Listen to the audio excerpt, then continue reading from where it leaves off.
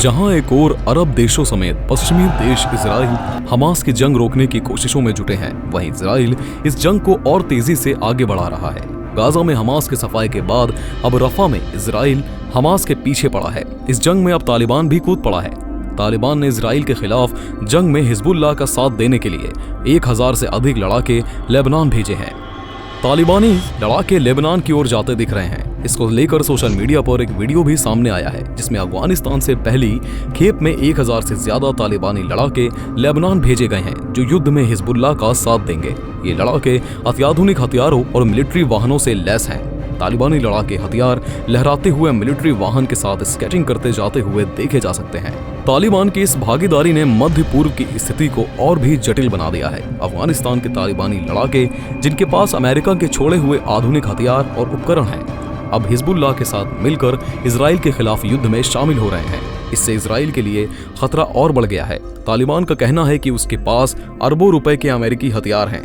Joe Biden की सरकार अफगानिस्तान में छोड़कर गई थी, वो सारे हथियार हैं। इजराइल के प्रधानमंत्री बेंजामिन नेतन्याहू ने भी इस चुनौती का सामना करने के लिए तैयारी शुरू कर दी है। उन्होंने घोषणा की है कि गाजा में हमास के खात्मे के बाद अब हिजबुल्लाह के खिलाफ बड़ी जंग की जाएगी। नेतन्याहू का कहना है कि गाजा में हमास के खिलाफ जंग लगभग खात्मे की ओर है और अब उनकी सेना हिजबुल्लाह से निपटने के लिए तैयार है। इस बीच तालिबान और हिजबुल्लाह के गठजोड़ ने इजराइल की चिंताओं को बढ़ा दिया है। अफगानिस्तान में तालिबान की सत्ता में आने के बाद से ही उसने इजराइल के खिलाफ एक आक्रामक रुख अपनाया है और अब ये रुख जमीनी स्तर पर भी दिखाई दे रहा है। सोशल मीडिया पर वायरल हो रही वीडियो इस बात का प्रमाण है कि तालिबान अब हिजबुल्लाह के साथ मिलकर इजराइल के खिलाफ बड़ी कार्रवाई करने की तैयारी में है। ये स्थिति मध्य पूर्व में शांति और स्थिरता के लिए एक गंभीर चुनौती पेश कर रही है। इजराइल हमास युद्ध में तालिबान की सीधी एंट्री ने मध्य पूर्व एशिया में जंग का दायरा और बढ़ाने का खतरा बढ़ा दिया है।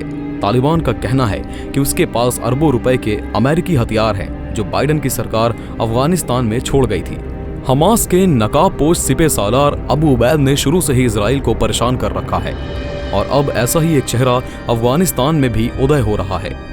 अबू उबैद जैसी पोशाक में मौजूद ये शख्स अफगानिस्तान में तालिबान के साथ खड़ा दिख रहा है। जब से इजराइल फिलिस्तीन जंग शुरू हुई है, तब से ही अफगानिस्तान की सत्ता में मौजूद तालिबान ने फिलिस्तीन का साथ देने की बात कही है। यहाँ तक कि फिलिस्तीन में जाकर लड़ने तक की बात भी कही है। इस तस्वीर ने इजराइल की टेंशन को और भी ज्यादा बढ़ा दिया है। अफगानिस्तान की गवर्नमेंट ने गाजा पट्टी पर हो रहे अत्याचार के लिए अमेरिका को जिम्मेदार ठहराया था, क्योंकि वो खुद अमेरिका को अपना सबसे बड़ा दुश्मन मानता है। अफगानिस्तान के पास अब काफी खतरनाक अमेरिकी वेपन्स भी मौजूद हैं। 2021 में अमेरिका ने अफगानिस्तान से अपनी सेना हटा ली, लेकिन बहुत से हथियार वहीं छोड़ दिए। इनमें A-29 counter insurgency craft, C-208 carbon attack aircraft, C-130 Hercules, Antonov A-26 और AN-32 जैसे एयरक्राफ्ट और हेलीकॉप्टर्स शामिल हैं। अफगानिस्तान की सेना के पास अब स्कैन ईगल अमेरिकन ड्रोन भी मौजूद है, जो 20 घंटे लगातार उड़ सकता है। इसके अलावा अफगानिस्तान अपने ड्रोन को खुद भी डेवलप कर रहा है। ईरान भी अफगानिस्तान को ड्रोन टेक्नोलॉजी सप्लाई कर सकता है, क्योंकि दोनों की इजराइल से दुश्मनी है। नवंबर 2023 में तालिबान और ईरान ने मिलकर इजराइल के ड्रोन अटैक को रोक दिया था। इजराइल ईरान के मल्टीपल टारगेट्स पर ड्रोन अटैक प्लान कर रहा था, लेकिन ईरान और अफगानिस्तान ने ज्वाइंट ऑपरेशन में इसे नाकाम कर दिया। अफगानिस्तान की सरकार अपने इनकम का बड़ा हिस्सा हथियार खरीदने और उनकी डेवलपमेंट पर खर्च कर रही है। ईरान उनके लिए सबसे अच्छा ऑप्शन है, जो खुद हथियार डेवलप करता है और इजराइल और अमेरिका का दुश्मन भी है। अफगानिस्तान की मिलिट्री के पास 75,000 सैनिक हैं, लेकिन अनऑफिशियल रूप से इनकी संख्या कहीं ज्यादा हो सकती है। इनके पास 62 artillery, 13 rocket artillery unit, Soviet Union के बनाए गए 54-55 और T-62 टैंक्स और अमेरिका की फेमस हमवी गाड़ियां हैं। अफगानिस्तान के पास international Max Pro armoured fighting vehicles M17, American armoured fighting vehicles और सोवियत यूनियन के BTR-60 और BTR-80 जैसे आर्म्ड व्हीकल्स भी हैं।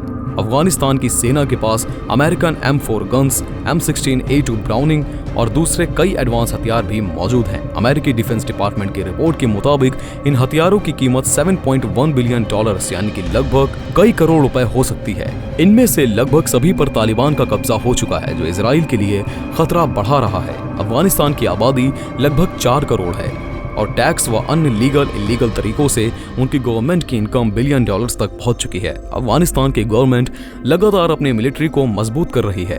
बात करें अफगानिस्तान और इजराइल के बीच संबंधों की, तो अफगानिस्तान और इजराइल के बीच के संबंधों का इतिहास काफी जटिल और विरोधाभासी रहा है। अफगानिस्तान और इजराइल ने कभी भी औपचारिक राजनयिक संबंध स्थापित नहीं किए हैं और दोनों देशों के बीच संवाद की कोई औपचारिक प्रणाली नहीं है। अफगानिस्तान में सोवियत संघ के आक्रमण के समय इजराइल ने अप्रत्यक्ष रूप से मुजाहिदीन को समर्थन दिया था, जो कि सोवियत संघ के खिलाफ लड़ रहे थे। हालांकि तालिबान के उदय और बाद में अफगानिस्तान में उनके शासन के बाद से इजराइल और अफगानिस्तान के बीच संबंध और भी तनावपूर्ण हो गए हैं। तालिबान ने हमेशा इजराइल की नीतियों की कड़ी आलोचना की है और फिलिस्तीनी मुद्दे पर उनके समर्थन की घोषणा की है। तालिबान के विचार में इजराइल एक अवैध राज्य है जिसने फिलिस्तीनियों के अधिकारों का उल्लंघन किया है। दूसरी ओर इजराइल तालिबान को एक आतंकवादी संगठन मानता है और उसके नीतियों और कार्यों की आलोचना करता है। इजराइल का मानना है कि तालिबान का शासन अफगानिस्तान को अंतर्राष्ट्रीय आतंकवाद का केंद्र बना सकता है, जो विश्व शांति के लिए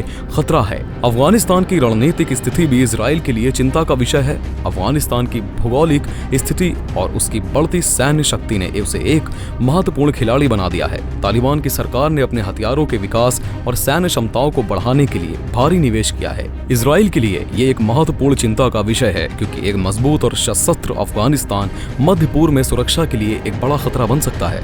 अफगानिस्तान और ईरान के बीच का गठबंधन इजराइल के लिए और भी गंभीर चिंता का विषय है। ईरान पहले से ही इजराइल का एक प्रमुख दुश्मन है और अब अफगानिस्तान के साथ उसका गठबंधन इजराइल के खिलाफ उसकी स्थिति और मजबूत कर सकता है। दोनों देशों ने मिलकर इजराइल के ड्रोन हमलों को नाकाम किया है, जो कि उनकी सामरिक क्षमता का एक महत्वपूर्ण संकेत है। इस गठबंधन से इजराइल के लिए सुरक्षा चिंताएं और बढ़ गई हैं, क्योंकि दोनों देशों मिलकर इजराइल के खिलाफ बड़ी कार्रवाई कर सकते हैं। तालिबान की बढ़ती सैन्य क्षमता भी इजराइल के लिए एक बड़ी चिंता है। तालिबान के पास अब एडवांस्ड अमेरिकी हथियार हैं, जो उन्होंने 2021 में अमेरिका के अफगानिस्तान से हटने के बाद हासिल किए थे। इन हथियारों में उन्नत ड्रोन, आर्टिलरी, टैंक्स और अन्य सैन्य उपकरण शामिल हैं। इसके अलावा तालिबान ने अपनी सैन्य क्षमताओं को बढ़ाने के लिए ईरान और अन्य देशों से तकनीकी सहायता प्राप्त की है। इस बढ़ती सैन्य क्षमता ने तालिबान को एक महत्वपूर्ण शक्ति बना दिया है, जो इजराइल के लिए एक गंभीर खतरा है। फिलहाल अफगानिस्तान ने इजराइल के खिलाफ कोई बड़ा एक्शन नहीं लिया है, लेकिन यमन और लेबनान पहले ही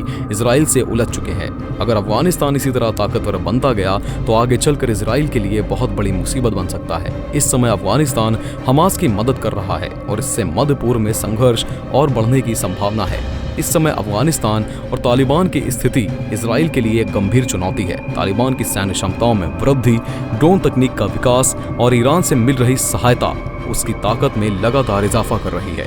इसके परिणाम स्वरूप इजराइल के लिए सुरक्षा संबंधी चिंताएं बढ़ गई हैं और भविष्य में इन दोनों के बीच टकराव की संभावनाएं बढ़ सकती हैं।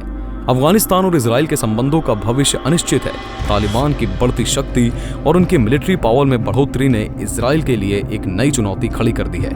अगर तालिबान और ईरान का गठबंधन मजबूत होता गया तो इजराइल के लिए सुरक्षा संबंधी चिंताएं और भी बढ़ सकती हैं। आने वाले समय में इन दोनों देशों के बीच संबंधों की दिशा और उनके प्रभाव को देखना महत्वपूर्ण होगा। दोस्तों, आपको क्या लगता है कि क्या अफगानिस्तान का साथ मिलने के बाद हमास और भी मजबूत हो जाएगा? क्या अब इजराइल का कोई बड़ा झटका मिलने वाला है? अपने विचार हमें कमेंट में जरूर लिखें। वीडियो को लाइक और चैनल को सब्सक्राइब करना बिल्कुल भी ना भूलें। धन्यवाद।